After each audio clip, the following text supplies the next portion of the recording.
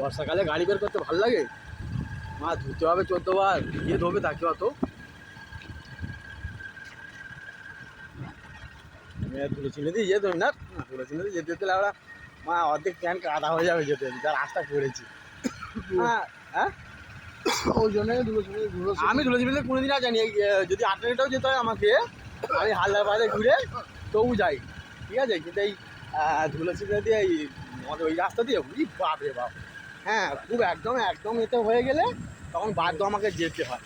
নদী পাড়ার পর থাকতে উফ, কি যন্ত্রণা, কি যন্ত্রণা, যাওয়া যায় না।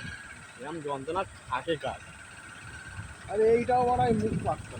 হ্যাঁ এটা মুখ পা তবে একটুখানি ঠিক আছে, ম্যানেজ করা যাবে, যদি সেরকম মনে হয় হালদা বাজে উঠবো তবু ঠিক আছে। কথা সেই যে যেতে গেলে যে রাস্তা, রাস্তা পুরো একেবারে একদম যেন নচ্ছার হয়ে গেছে, তাই না বলো? প্রচুর খারাপ।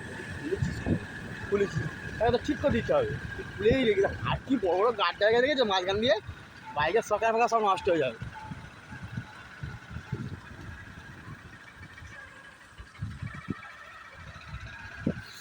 এটা যে আমাদের গ্রামের রাস্তা, এতক্ষণ যেটা এলে এটা আমাদের গ্রামের রাস্তা, গ্রামের রাস্তাটা কত সুন্দর রাস্তা বলো তো, এরকম রাস্তা কোথায় পাওয়া যায়? কিন্তু আরেকটা দিন আমি আর তোমাদের একটা রাস্তা দেখাবো, সে রাস্তা এলে তোমরা নিজে বমি করে দেবে, ঠিক আছে।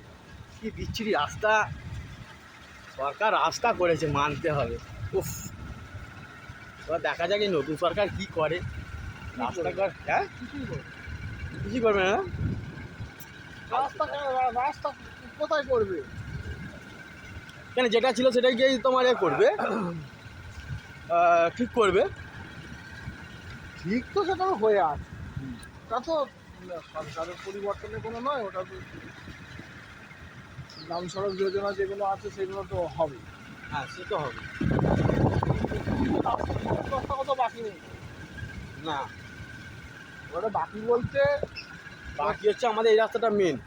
ধর তোর তোর ঘর তোর দাদার ঘর, হ্যাঁ মাঝখানে ওই পুকুর রাস্তা